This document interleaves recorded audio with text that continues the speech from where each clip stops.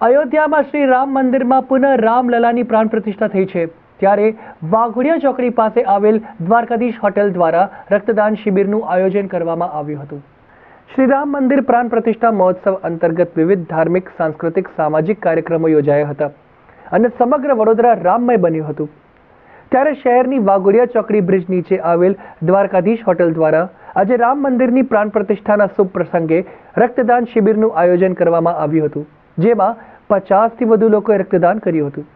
Ayush blood બેંકના સહયોગથી યોજાયેલ રક્તદાન કેમ્પમાં મોટી સંખ્યામાં રક્તદાતાઓએ રક્તદાન કર્યું હતું, જ્યારે દ્વારકાધીશ હોટેલના સંચાલક દ્વારા નિઃશુલ્ક નાસ્તા વિતરણ પણ કર્યું હતું, જેમાં 200થી વધુ લોકોએ પ્રસાદીનો લાભ લીધો હતો અને રામજીની પૂજા અર્ચન કરી 56 ભોગ ધરાવી પ્રસાદનો લાભ લીધો હતો અને વધુમાં જણાવ્યું કે દિવસ દરમિયાન જે લોકો બાકી રહી ગયા હોય તે પણ આ પ્રસંગનો લાભ લેવા હોટેલ સંચાલક દ્વારા જણાવ્યું હતું। અહીંયા દ્વારકાધીશ હોટલ પર બ્લડ ડોનેશનનું છે કેમ્પ, બોડી હેલ્થ ચેકઅપનું છે, ફ્રી નાસ્તા હાઉસનું છે।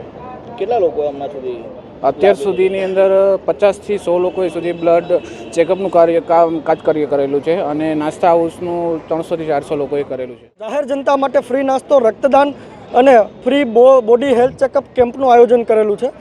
રામ મંદિરના ભવ્ય નિર્માણની આજે 500 વર્ષ પછી સનાતન ધર્મની જે જીત થઈ છે અને આજે જે રામ મંદિરનું નવનિર્માણ થઈ રહ્યું છે એ નિમિત્તે દ્વારકાધીશ હોટલના આંગણ પર તમામ જાહેર જનતા માટે, વડોદરાવાસીઓ માટે ફ્રી નાસ્તો, રક્તદાન અને ટોટલી ફ્રી બોડી હેલ્થ ચેકઅપનું આયોજન કરેલું છે।